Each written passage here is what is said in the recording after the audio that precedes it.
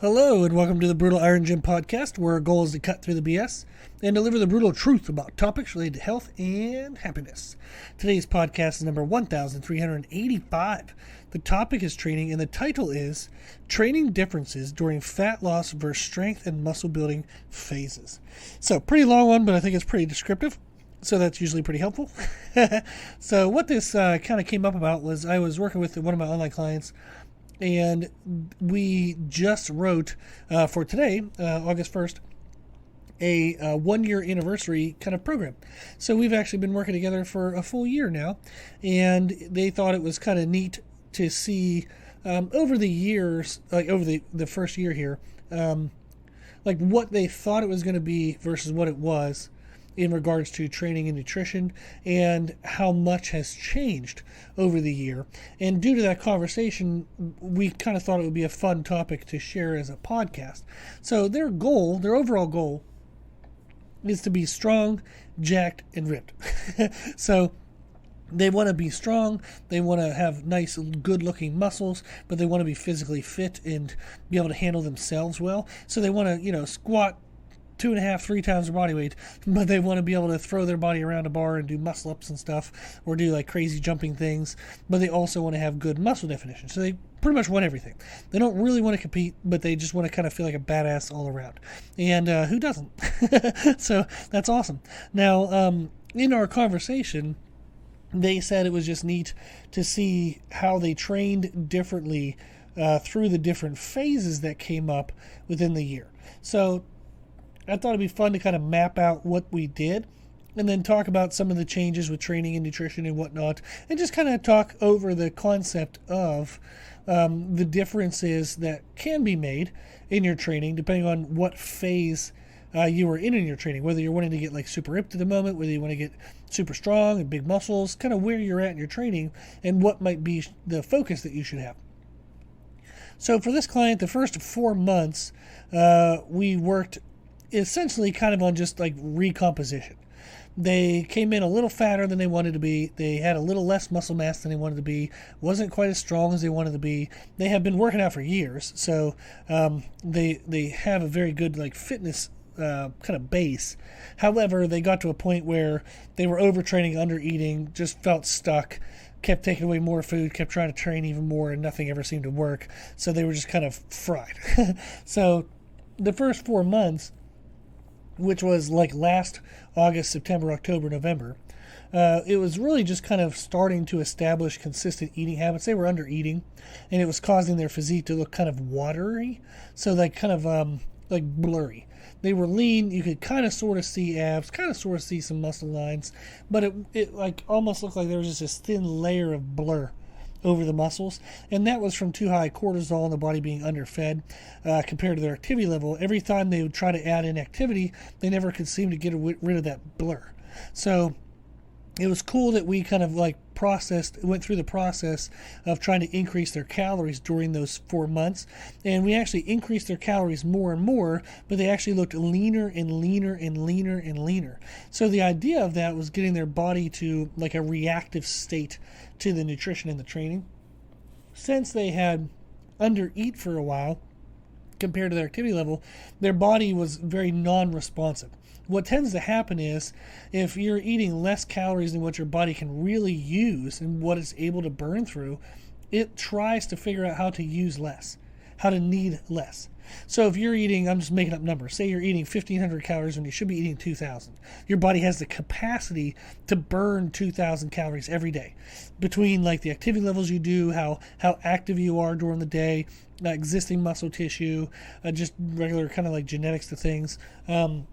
The body has a capacity to kind of be peaked at 2,000 calories, meaning if you ate 2,000 calories, you'd be lean and ripped. If you went above 2,000, you might start to gain some body fat because you're not burning that excess off. But they were only eating like 1,500. So what happened was the body tried to let's give less calories to growing skin. Like renewing skin. Let's give less calories to growing out the nails, the hair. Let's give less calories to this. Let's give less calories to that. So all of a sudden, instead of running at its optimal speed of 2,000, it had learned to say live off of like 1,600.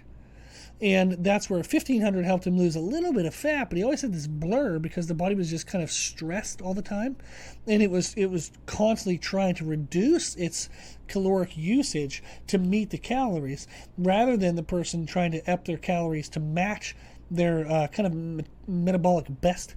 So if he has the capacity for 2,000, if he's eating 2,000, he's going to feel great energy, great workouts.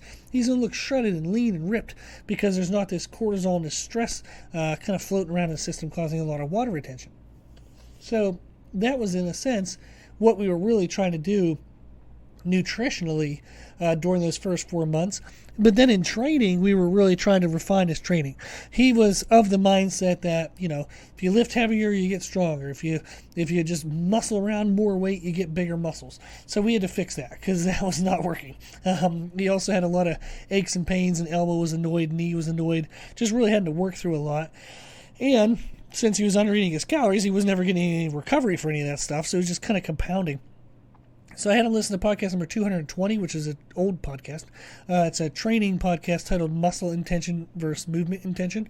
If you have trouble finding our old podcasts, you can go to our Podbean website.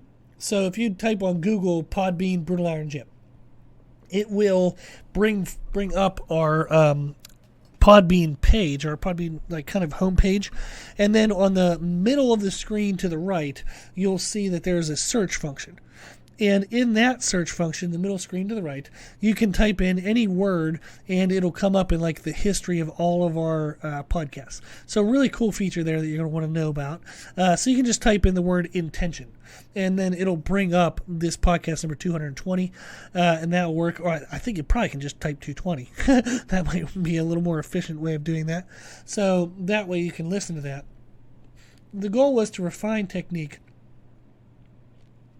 to really get the most from the targeted muscle. So if we were trying to do, kind of an exercise where it was intended to target a singular muscle to create stress into that muscle to get it to grow, if he's using a bunch of other muscles just to throw around a bunch of weight, that's not getting that targeted muscle fully exhausted, fully stressed. So we really had to go through that stage to kind of refine the training and kind of eliminate unnecessary movement and really get his focus on how intensely he could damage the tissue or stress the tissue rather than just trying to get all psyched up and super hyper, and he kind of missed the whole point of what he was doing.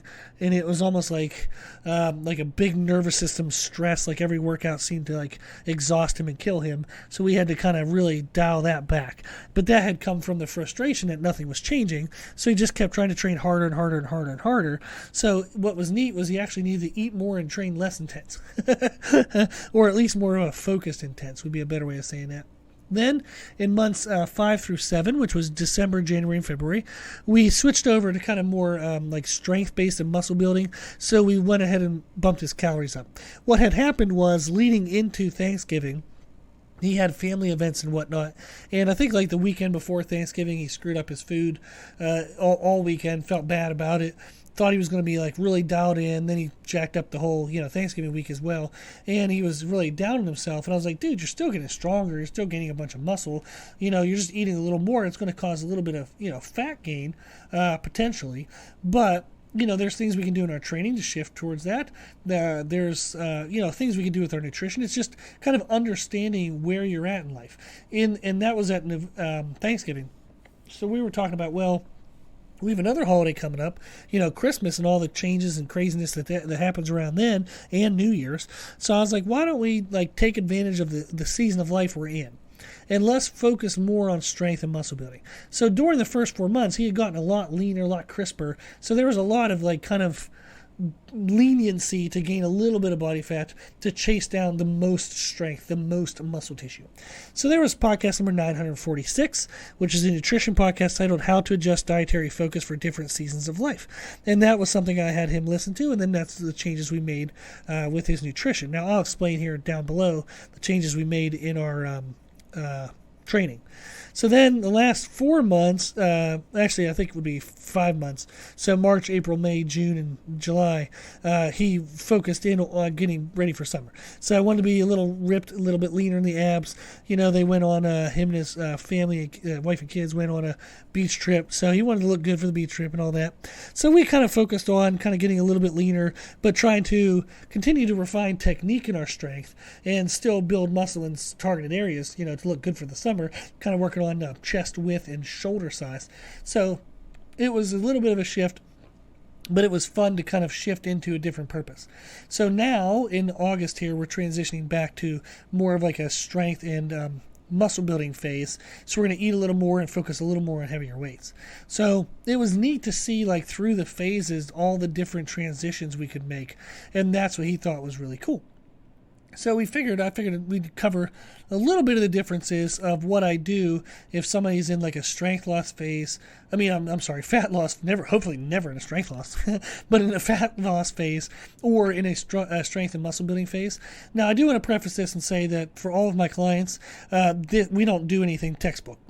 You trust me to program you in the most individually specific ways. So I do maximize individuality in the approach that I use, which is why I love what I do and how fun it is. So I'm going to name things that my clients might hear like, oh, that's interesting. We're not doing that in our current programming. I wonder why. If you wonder that, write me a question. Write me that in your journal. So all my clients, we have an online journal that we use to connect back and forth with. So just write it in there. If you hear anything in a podcast ever, not only this one, but any podcast that you're like, oh, that's kind of interesting, that I don't know how that lines up with my programming. Or you could say like, oh, I now learned something new that helps me understand. But if any of my clients, if you ever have questions, please let me know. I would love to answer them, and they usually feed into some kind of future podcast so we all can learn from it. So it's really beneficial. I love that part, that interactive part with the clients, because not only do they learn, but I learn, and it helps me just become a better teacher by having to continually refine what I think I know. So that way I'm just always getting better myself. So typically in fat loss stages, like if we're in a phase where you're really trying to push fat loss, I'm going to have in all these descriptions an assumption that you're wanting to, at minimum, maintain your strength and muscle tissue during any fat loss phase. And then during any strength and muscle building phase, you want to gain the least amount of body fat as possible, and or not try to gain any at all. So that's an assumption. I think it's a pretty fair assumption, but I just want to state that outright. So the reason why I'm saying that, I guess, would be a helpful explanation, is if you're truly going to lose like fat and you don't give a crap about how strong you are, there is kind of a more aggressive approach you can take to training.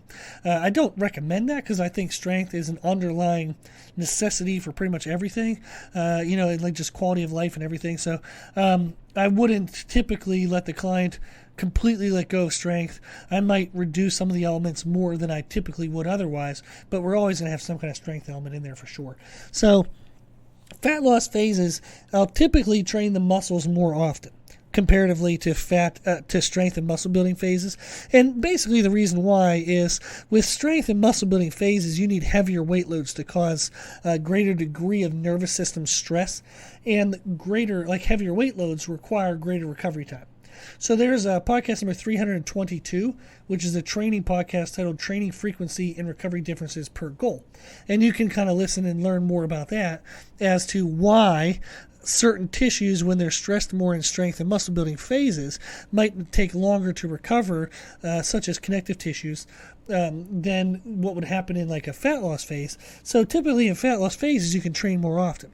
I usually will use a full body emphasis, a full body kind of program where even if they train 4 days a week, even 5 days a week, I might have them train their full body every single day. But we're going to use a change of emphasis where it might be lower body heavy on one of the days, upper body heavy on another day. Maybe it's more athleticism based, like relative strength, like body weight strength, versus external loading, such as like dumbbells and barbells. But there's usually some kind of variance from day to day within like full body programs.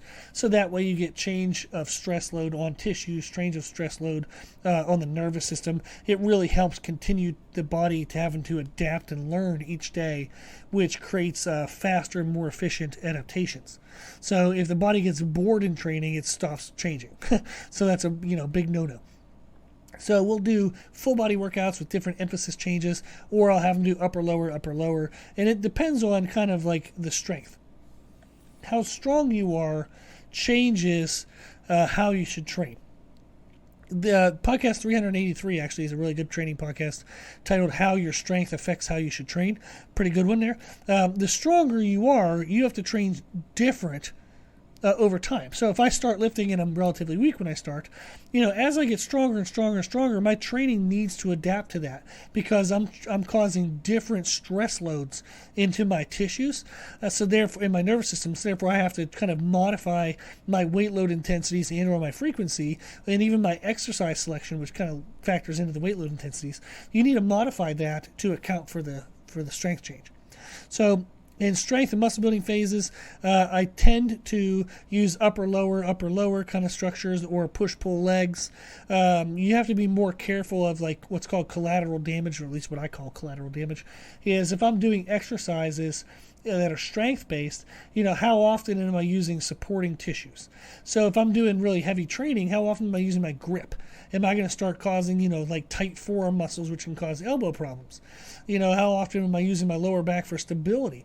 Am I going to cause lower back fatigue, over the course of a couple of weeks, and all of a sudden the person wonders why they're getting weaker and they feel like crap, and it's accumulation of stress that was secondary stress to exercise choice, which would be kind of like collateral damage. You have to be careful of that. Then it changes in exercise selection. So in fat loss programs, I tend to pick more compound movements, which are multi-muscle, multi-joint based movements. So think of like a dumbbell clean and press, something like dumbbell thrusters. Those are awful, but they're very effective for hitting a lot of tissues. Whereas in the strength and muscle building phase, I'm probably going to pick a couple like heavy hitters in terms of compounds, but then I'm probably going to do a lot of isolation work because it allows me to get more muscle damage without the joint damage. And that's very important. Very, very, very important to protect your joints when you do heavy strength and muscle building training. Then like an ab and mobility focus, I tend to kind of push more abs and mobility work during fat loss phases because it allows for more volume of activity within the sessions, so they burn more calories, but again it reduces connective tissue and muscle tissue stress. So it allows me to just help them burn more calories. And typically in fat loss stages, they're wanting to do that so they can better see their abs, so people are more motivated to train their abs. So that's helpful as well. And we're typically coming out of or leading into a strength-based phase where you'll want movement quality to be like maximized. So doing mobility work as a recovery out of a strength phase or doing mobility work as a preparation to a strength phase is very helpful during those kind of fat loss phases. Then I also factor in setup time for exercises. So in fat loss stages, like fat loss phases and workouts, I need to get a lot of volume, a lot of movement, a lot of just calories burned. So you want to pick things that are very easy and quick to set up. So a lot of my clients will notice they do a lot of dumbbell movements because you just pick up a dumbbell and you get moving. If we're doing any kind of machine, it's going to be very simple setup. Now, comparatively to like strength and muscle building phases, we'll take the time to set up really specific things where, there's bands involved or a bench or, blocks and elevations and deficits and all this crazy barbells. We'll take the time to set more specific stuff up because we're trying to focus really freaking hard on specific strength weaknesses or specific muscle mass weaknesses. So like aesthetic, discrepancies between muscle sizes. So that's something you want to consider when you're thinking of, okay, do I have a good program for fat loss? One of the things is how long are you taking to set up exercises? Things should be very, very fast setup times in fat loss programs, so that way you can just churn and burn and go right through everything. If you're in a strength and muscle building phase, it's okay to take a little bit of time. If you want to set up some elaborate crazy thing and hit some heavy basic sets on it, good. Great time to do that. Fantastic. How do sets and reps, how do they change during these phases? Again, there's always some element of the other goal that I would keep in mind. So even if somebody's doing fat loss phases, we're still going to have some heavy repetition work done to maintain our strength load during fat loss phases. But it is true that I'm going to focus more on medium to high rep things and trying to get a lot of volume in. So you're going to have higher during fat loss phases. So in fat loss phases, you're going to have higher number of sets, higher number of reps. It's usually a medium to lighter weight load, but you're going to get a lot of volume. Whereas in strength-based phases, you want to focus more on strength and muscle building phases. You want to focus more on kind of fewer sets, heavier weight loads, kind of a slower pace. You're really focusing on maximizing the tissue damage rather than just like pushing through a lot of volume. We also have a podcast, 742 is a Q&A podcast titled Managing Workout Intensity, and you can learn kind of more about how to manage your intensity. And then also we do have, I think I forgot to mention, podcast 214 is a training podcast titled Understanding Rep Ranges and Expected Results. So if you're wondering what rep ranges, like what is a medium to light versus a heavy rep range, podcast 214 will explain that. So this is kind of fun and interesting in that there are differences in which how you would set all this stuff up. In like fat loss, for example, programs, I'd use a lot more circuits. So that way you get through a lot more exercises. And then I mentioned like in strength and muscle building phases, you kind of go a little slower paced. You might pick fewer total movements. So you're not going to also do as many like intensity techniques that are volume based, such as like drop sets. You're going to focus more on like rest pause or just using straight sets, just basic heavy sets. And that is kind of like a change of focus based on whether you're doing fat loss or strength and muscle building. So there are a lot of elements that can change. Now, should you change your training during different phases? You'll hear some people say, like, you know, you're like if you're training how you want to train to gain strength and muscle, and then somebody says, well, I want to get leaner, should I just do a bunch of light weights? The answer is no. But you'll also hear contrastly people say, well, your training shouldn't change at all. You know, if you go from a strength and muscle building phase to a fat loss phase, your training shouldn't change at all. No, that's not true. That's not optimal. So you do want to have some changes. I understand their point. Their point is to not go to the other extreme. So when somebody would typically go to an extreme, when they switch out of strength and muscle building, they would go to just crazy high reps, really lightweight circuits. And what they're intending to say when they say don't change anything, unfortunately, they're saying don't go to that extreme and go to this one. Let's not be at any of the extremes, you know. Let's just say, okay, if I'm doing fat loss, I do want to push more volume, so I'm going to keep a couple of my strength elements, a couple of my heavy elements, but I'm going to start introducing circuits. I'm going to start introducing maybe a couple drop sets, kind of adding some techniques that can increase volume. But you're right that you don't want to give up strength and muscle mass. So you want to have kind of this, if you're thinking of like a continuum from one extreme to the other, you're almost always going to be kind of swaying back and forth within the middle. You're very rarely going to want to be all the way left or all the way right. So I'm hoping that through today's podcast, we recognize that there are some changes we can make. Maybe you heard some podcasts that I mentioned that might pique your interest because you're like, oh, that would be something cool to learn more about. But hopefully there's just some awareness that you can make changes to your training, so that way it kind of makes everything a little easier. So for example,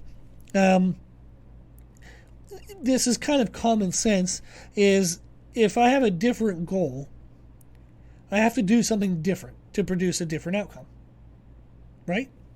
So if I'm training for strength and muscle mass, and then all of a sudden you say, okay, I want to now achieve fat loss from what I'm doing. But you don't do anything different. You don't get anything different, right? So something needs to change. Unfortunately, what people typically do is they change only their food.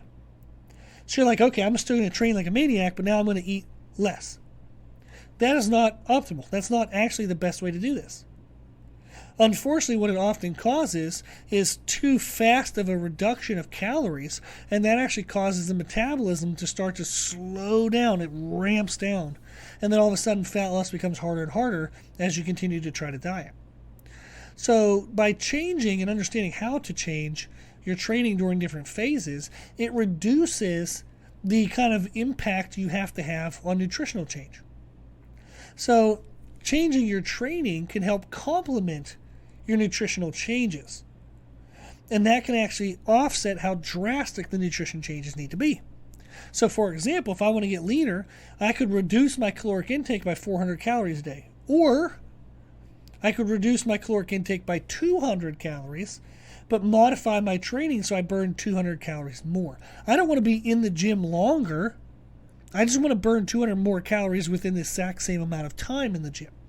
And that's what all these technique changes we talked about do.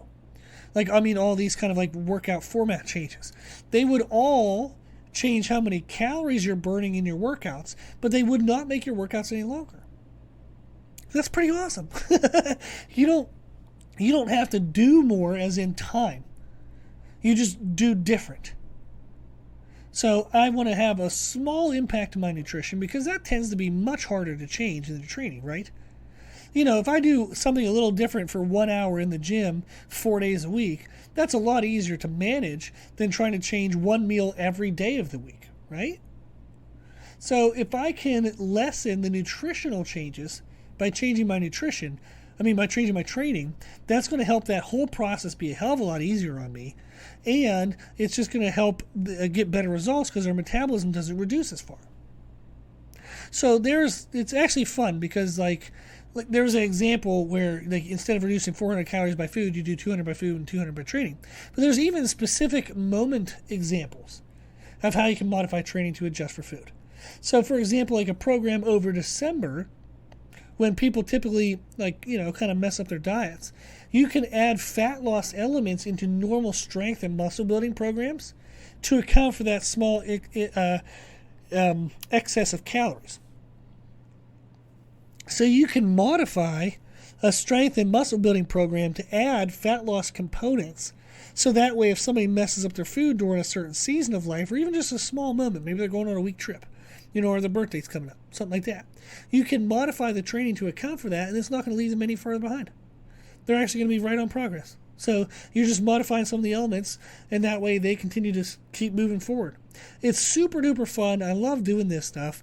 I do this all the time for my clients. Every single month, I reevaluate their training based on what's happening in their life, and then we make changes to the spot. Like I have a client tell me, hey, I'm going to a friend's wedding this weekend. My wife and I are going to stay for a couple days, so we haven't had a time off in a while. That means I'm going to miss 2 of my workouts. And I'm like, okay, well, the workouts until then, do this. The workouts after that, do this. And for nutrition, do this. And it's awesome. It's fun because they can have that weekend where they go to a wedding and then hang out a couple extra days with their wife. But it doesn't hold them back at all. And it's just super fun. It's a blessing to be able to do these kind of things because you help people stay happier through the process. And it just, makes you feel good.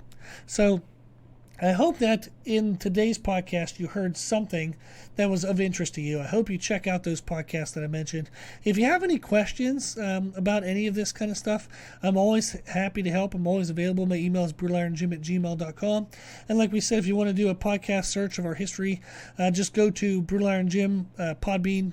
But you can just type that into Google and it'll bring you to our Podbean page. On the middle of the page to the right is a search function. Type in any word you want to learn more about. And in our past 1,384 podcasts, you'll probably find it. If you don't, email me and I'll make you a podcast. Okay? Well, thank you for listening. I hope you always get what you need from the podcast. And if you don't, I'm always here. Just let me know what you need and I'll help out. Cool. Well, if you like today's podcast or the podcast in general, please consider sharing it. The more people we share the podcast with, the more people can help. That's the whole goal. Thank you to the patrons of the podcast, people who financially support the podcast. You are truly making a difference in every single listener's life. The podcast is well over $1,000 a year. I give an hour to it every day. I didn't manage my day super duper well, so I'm doing this one at 12:56 a.m. Just that's life, What are you gonna do?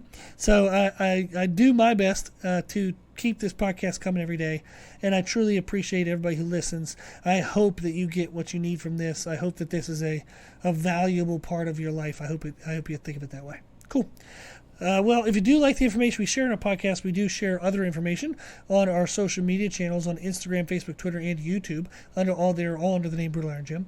And if you have any questions, feedback, suggestions, anything you want to know, let us know at our email, brutalirongym@gmail.com.